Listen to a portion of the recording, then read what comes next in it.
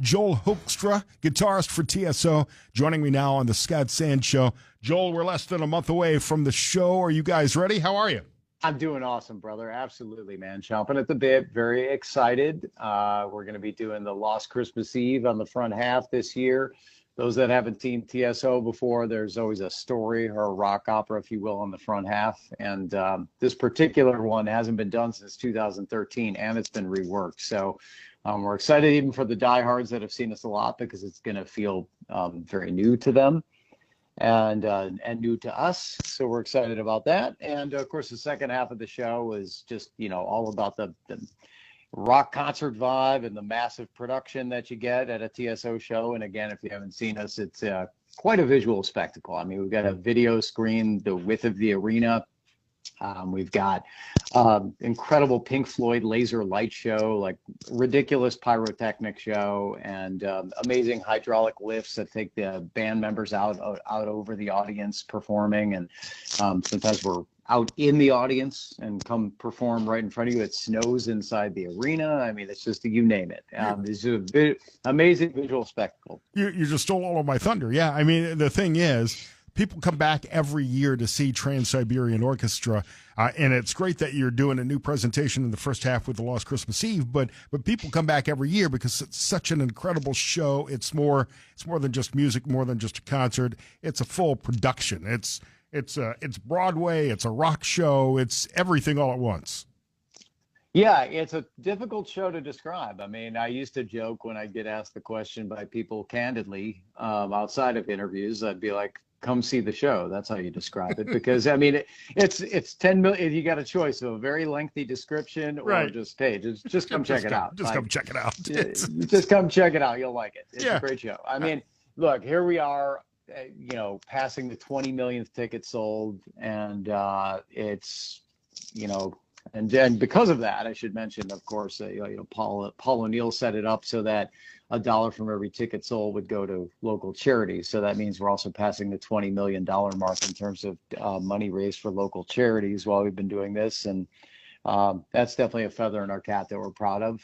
And so, hey, I mean, there's an awful lot to like about this if you're a guitarist. Just to have the opportunity to get out and play music you love with people you enjoy spending your time with, playing for an amazing fan base. I mean, like there's many people listening right now that know that already have made us part of their annual tradition, and that know us. And it's a very different feeling with Trans-Siberian. It's almost like we know our fan base, even though we're this huge tour.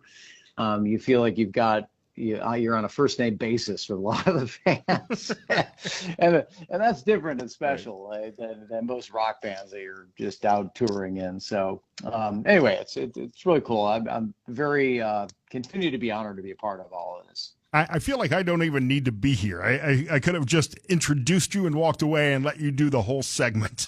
We're talking with Joel Hoekstra, Trans-Siberian Orchestra. It's an early date this year in Toledo at the Huntington Center. 2 shows, 3 and 7:30 on Saturday, November 16th. You can get tickets at trans-siberian.com or at the Huntington Center box office. It's great to have it on a Saturday.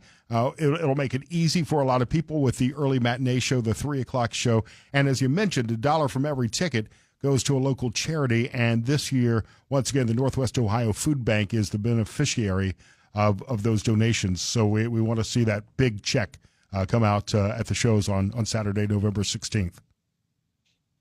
Hey, just want to thank you so much to you for taking the time out today to help us get the word out. I mean, we couldn't do this without you. It's a huge part of the process. I mean, this is, the model was built through Paul O'Neill to spread the word through radio, and we appreciate you very much. Yeah, you talk about the description of the show. I've been coming to TSO shows for 15, 20 years now.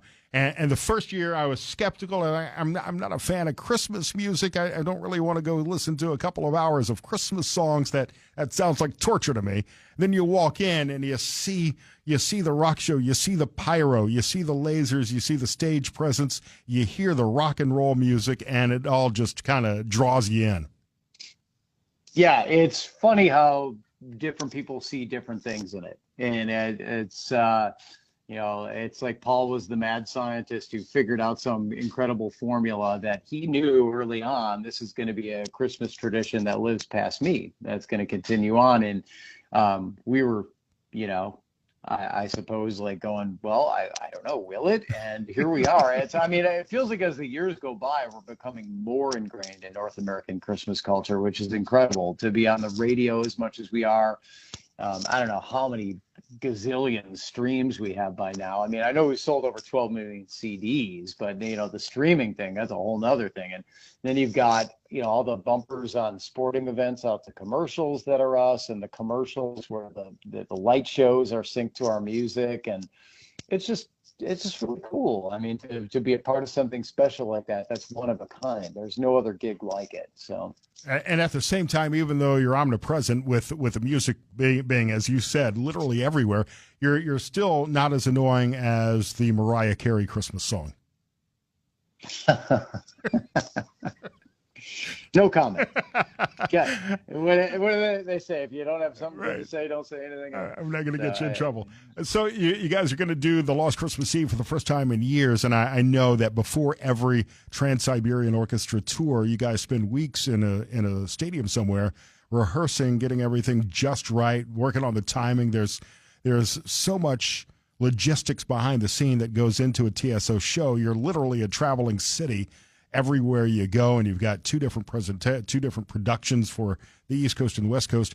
Has it been weird to get timing right, because you probably had everything down to a science for the show you've been doing the last couple of years? Now you're changing everything up in the first half. Yeah, there will be some extra musical challenges. We've done the story musically before, but we always kind of rework the music no matter what. So it's like we'll kind of take a look at it and go, what do we want to do this year? Like, let's throw some twists and turns in. And so no matter what that's happening, but so we know what material to learn in short. And, we have a healthy competition going on in the band who's the most prepared at the rehearsals and whatnot. So there's that, nobody wants to be the guy that goes, oh yeah, I didn't go over that one. Right. It's, we like to wear like a badge of honor that the first show sounds like we've been on tour for 6 months already. We look at it like if people are putting down their hard-earned money, especially nowadays, to come see something, you want it to be at absolute peak condition. So you want the first show to be like, we've been out doing this for like months and we're hitting main stride here, where sometimes bands, they round into form, they under rehearse. And so we're all pretty dialed. I think I could name those bands if pressed. I'm not going to get you in trouble either, but I think I can tell you the bands that are not prepared. The Lost Christmas Eve, it's an all-new show Saturday, November 16th at the Huntington Center. 2 shows, 3 and 7:30, presented by Designetics and J. Foster Jewelers locally, and $1 from every ticket benefits the Northwest Ohio Food Bank. As you talk about being prepared, Joel, I know the timing that goes into the show. Everything is so well choreographed. I don't know if I've asked you this and tried to put you on the spot on this one before, but has anything ever happened during a performance where, I don't know, somebody can't get the costume change done just in time, or something that throws you guys off, and how do you handle that?